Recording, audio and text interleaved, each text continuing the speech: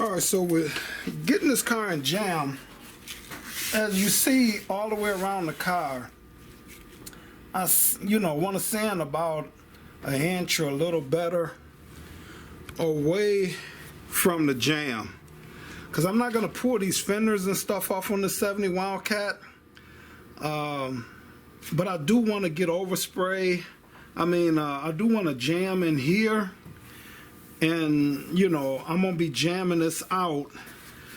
So when I took the fender off to take these plates off, I left this cocked right here where I can get this overspray. Then what I do, I take the fender bolt back loose in front, and then I'll pull this out and make sure this is in, and after I get all this jam. But I want to come in here, and even though I did it already, I want to take my finger and I want to rub for roughness anywhere, because I'm sanding along this edge inside of here, and then I come from the back side and get it from the inside. But all the way around, even at the bottom here, so far up from the bottom of the door, so that way if any overspray, and I have to spray up this way to make sure I get the bottom of this lip, that any overspray gets on here, it'll stick. Even though you see there, I jammed all the way, sanded all the way around, and then even here in the back. I don't know, a couple of videos back I fixed this. This was all rotted out on the inside in there, so I fixed that. Had to fix the corner here. That other corner over there, I had to fix that, and the bottom. So all of this is ready to jam, and like I said, look like I could sand just a little bit more right here. I see, if I can get in here, you can see the black right there, so that's got to be sanded a little better. Then that way I just know it's smooth and flat. I pulled the chrome here. I still gotta sand up through here some, like I did here, and all through here. I gotta sand, because I am gonna be painting this inside edge here, and I don't know if I'm gonna put this back on right away. I don't think I am, but I still want to have this jammed out in here, and across here a little bit. That way, when I'm painting the car, I ain't got to worry about getting in this back side. So then I sanded this with the DA, but then it's not going to get off into all the cracks and right up against the edges, so I have to come in with the soap and a pad and get all in here. But I got all of this pretty much DA'd out. Alright, so now I want to come in with the Sims Scuff It paint prep gel. Look it up, guys. And I want to come in with a you could either use a red or a gray scuff pad. According, like, the red scuff pad is a little heavier, but I just always use the red. It's the jam. I don't really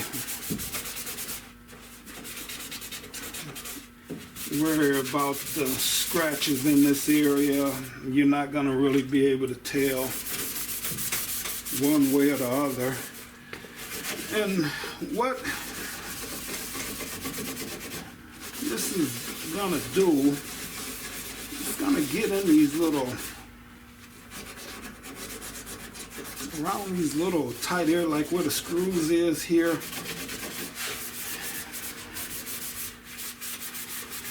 and along like these edges that you know, you can't really get in there, and I just like to DA it with the 320, the flatter surfaces. And you just want to come in here and you want to scuff this out. And like in these areas, the DA ain't going to get in here where these welds are at. So I just, you know, want to rub that down with my finger. And how you will know if you did a good job on this is that once you dry this down, you will see if it's shiny still, then you need to come in here and do this all over again. So, like, I know I didn't hit this area good yet, but I want to do that last, just because I will degrease in there a little better, but which I probably should have did before I started this process. But I'll just do that last, because if there's any contaminant in there, I don't want it. So anyway,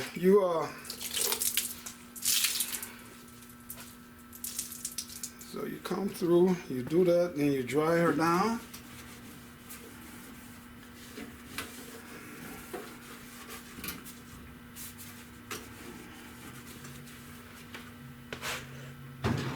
I'm going to use compressed air just to do this process a little quicker, so I can show you if there's any shiny spots in there. Show you what I'm talking about, or did I get it?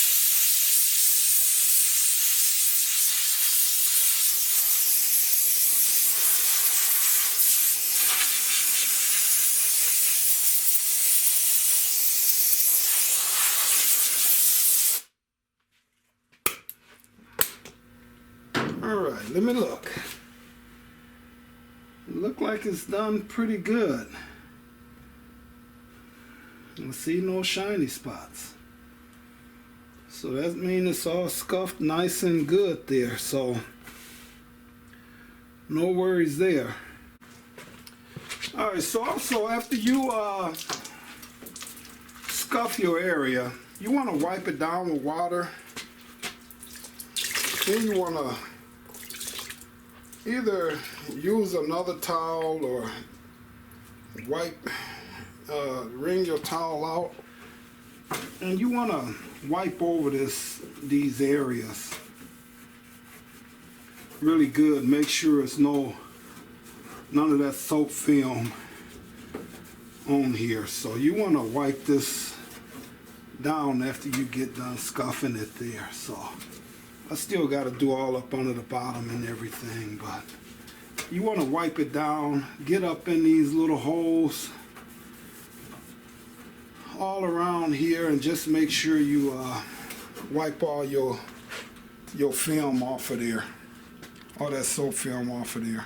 Alright, so I'm hoping I ain't blocking the camera here, but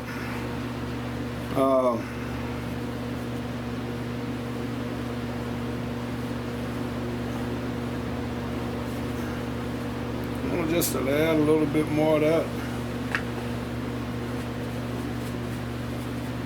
Scuff it, paint prep. I just want to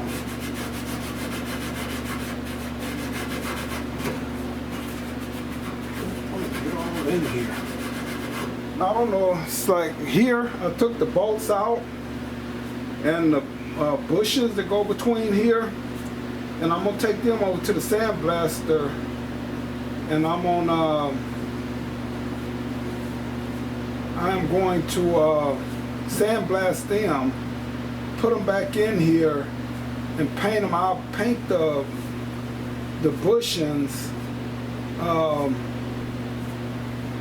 with the etching primer, just so they'll have a coating on them, and then I stick them in here, and then when I paint this red, the rest of it will be all painted, and the boat will be painted red. So, but I want to come in here, and I just wanted all of this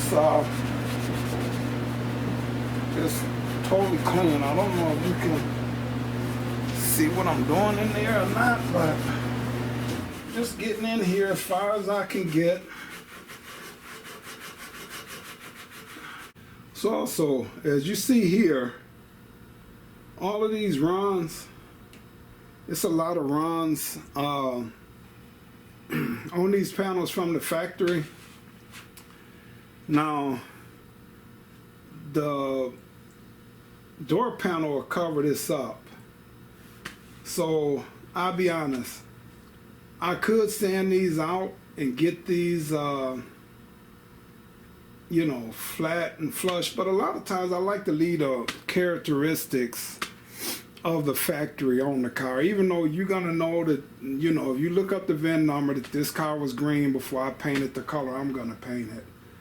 But I don't know why. I just, you know, if it was good enough for the factory, I don't know, I just like to leave some of those characteristics in the car. Well, this is black. I know this is the sealer.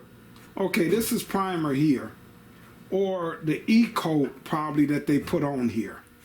Now this black is the epoxy primer that they painted right before they painted the car green. Can't see the green up there. Let me see. Okay, right before they painted the car green here. So this is what they probably dip the panels in, you know, before they take them in to get them painted. So these runs here, they're from the factory. That's the epoxy primer running off there. And like I say, I don't know why I just leave some of that stuff the way it is. So, all right, guys. So I'll take me a stick. You gotta get creative.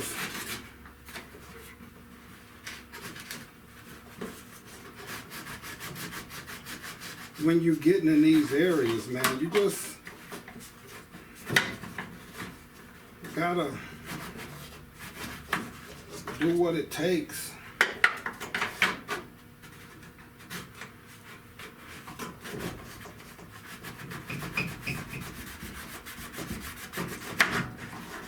Just got to do what it takes, man, to get up in here and get this panel scuffed out the best that you can.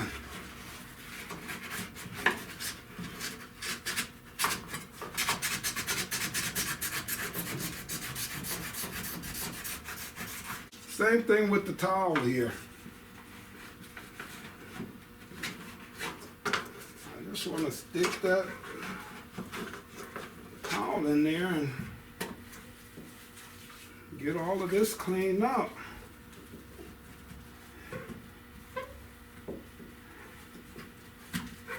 And I can see that I did a good job in there. I can still come in this area now.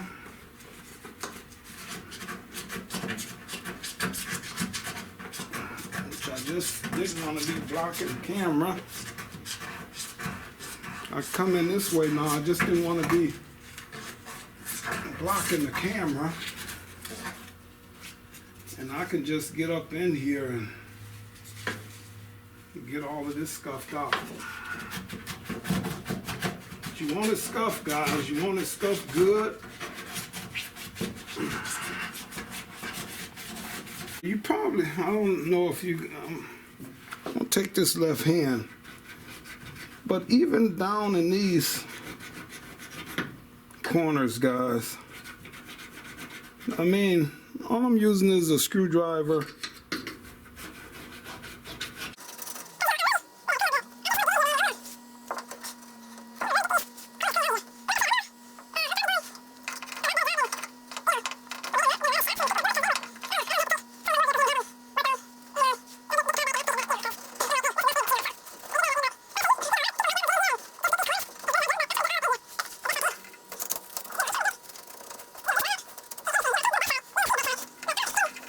But I don't, and the reason I'm doing this, guys, this good, is because if you don't, your paint is gonna flake and come off later. So the cleaner I get what you can see, the paint ain't gonna peel and pop off of here. So if I get all in these corners and get in here the best I can, my paint ain't gonna flake off in a month or two, a year. You know, you look at this car 10, 20 years from now, all of this stuff that I'm doing, by me getting so detailed with it, guys, that paint is gonna stick. I don't see if you can see this or not, but right in here, I didn't wipe this down. And this is the film that you don't want to leave on there. And the only reason I didn't wipe this down yet, because I'm going to pull this plug out and get up in there better around that area. But you can see how this is shiny and this is dull. So you want to make sure your whole area is dull, you know. So that's all cleaned out in there pretty good, guys. So alright, so on the 70 Wildcat, I'm gonna be jamming this baby out today. So the color I'm going, you want to have the black epoxy primer or sealer on here. So you can turn the epoxy primer into a sealer with the stuff that I use. So by doing that, you just go a 2 to 1 to 1. So, and that'll turn it into a sealer. So that's the Omni products. So I'm gonna come in and get this all jammed out here now. All at the bottom, I'm gonna jam this out at the bottom everywhere. So I have to tape this off too, guys, cause I want to eliminate most of the grain in there.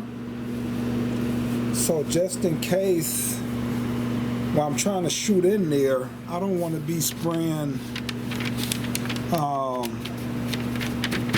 paint or either sealer. I didn't really spray no sealer in there. I just sealed this inside, but I don't want to get the color, the paint on the door itself. So I take this off so I can shoot in there without getting paint everywhere. What you think about that color? That's the color I'm going with the 70 Wildcat. Now,